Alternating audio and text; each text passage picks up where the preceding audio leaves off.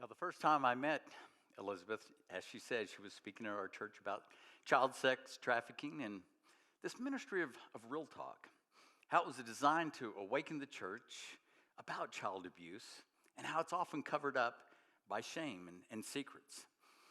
As she finished, I couldn't hold back the tears. The news of three of my own grandchildren being molested by their other grandfather was still very fresh on my mind.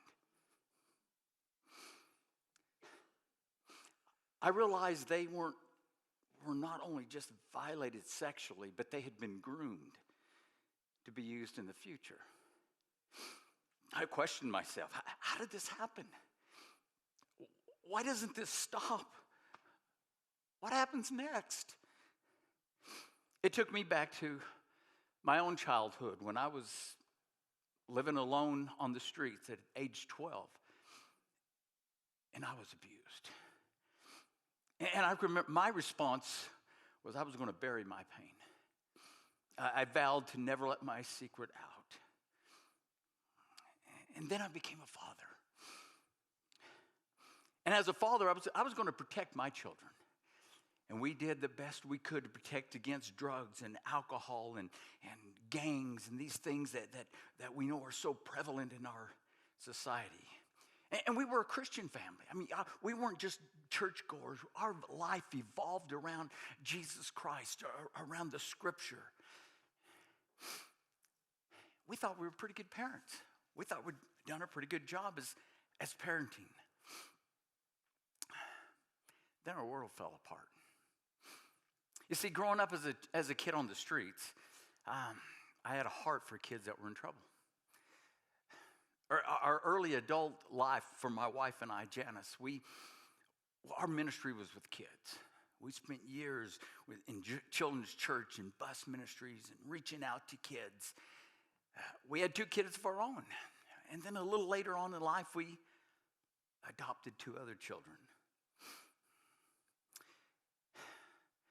Then the bottom fell out when we discovered that our 17-year-old son had been molesting our adopted children.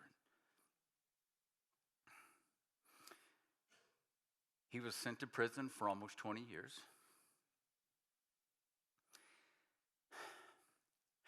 Right away, we felt we'd become outcast in the church that we had poured ourselves into. People just quit talking to us. And we walked around feeling like there was something hanging on us. We were dirty. We felt like we were being judged by everyone. And there were some that were very vocal about their judgmentalness. Years later, we learned most of the people weren't judging us. They just didn't know what to say. They didn't know how to respond. You see, this isn't supposed to happen to good people. It's not supposed to happen in Christian families. My wife and I, we finally came to the conclusion we're broken. And our days of ministry are pretty much over. And then this little church up in the mountains knew nothing about our story. Their pastor was leaving and they just needed somebody to fill in. And they had called and said, would you fill in preaching for us this week? And a little hesitant, but I agreed to. And as I'm preparing, I'm talking with God and saying, Lord, I've got to be honest. I can't hide this. This is part of who I am. This is the part of the life that we live. And so it was worked into the message about where we were in life. And I knew the drill. When I would finish up, they would walk me to the doorway. They'd pat me on the back, and I'd never hear from them again. Because that's the way life was. That's what we'd become accustomed to. But there was something about this little congregation, something that was different. When the message was over, they came alongside and they held me and we hugged and we cried. They began to tell me about their stories, about their pain.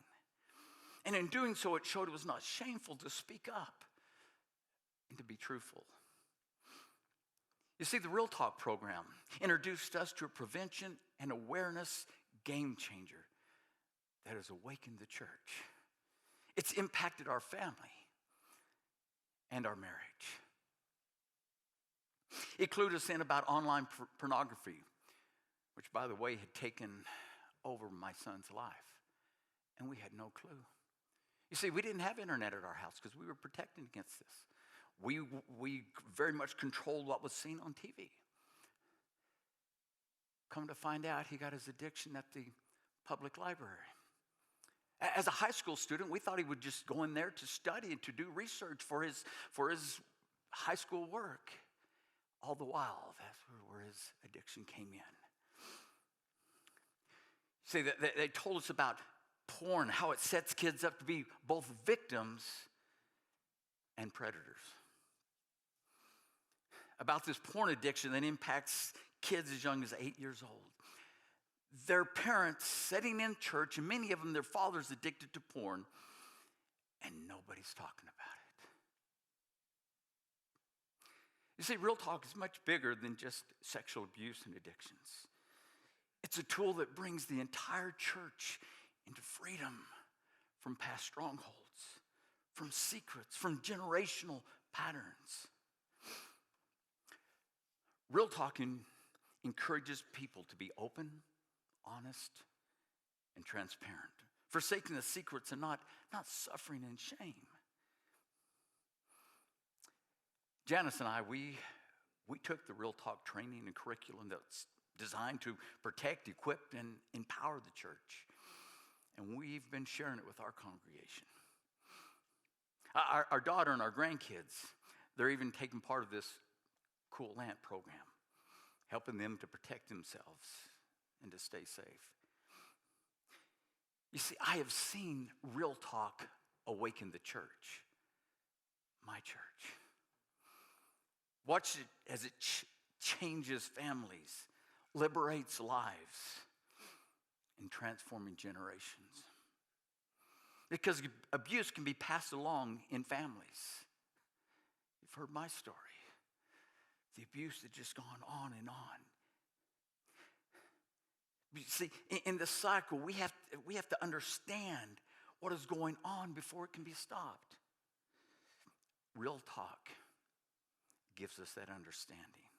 It changes everything. We're seeing people, the power of people in our church. People being honest, being open. People listening to each other. People looking out for each other. That's what real life's all about. Creating a safe place for being authentic, vulnerable, and yes, being restored. That's what people are looking for. That's what I was looking for. That's what Real Talk accomplishes. You see, I don't have a lot of education. I don't have a seminary degree, but I've learned a few things through life. I've learned about pain. Nobody's immune to it. And pain, regardless of where it's come from, pain is universal. I've learned about forgiveness. I've learned about struggles. Because life is often about challenges and how we overcome them. You see, my daughter and my grandkids, they're struggling with what happened to them. My son, who's now out of prison, he's struggling with how does he fit in life. And I struggle. How do I protect my congregation, my family? You see, the work is far from being done. In too many religious organizations, we bury our head in the sand, we ignore what's right in front of us, and we put on these masks. And as long as nobody sees our dirty laundry, it's okay. Fortunately, the Foundation United exists to change this way of thinking, to give hope to the hopeless as they awaken the faith community, to create a world united against abuse, trafficking, and secrets. See, they've given me the ability to make a difference in the lives who need it most.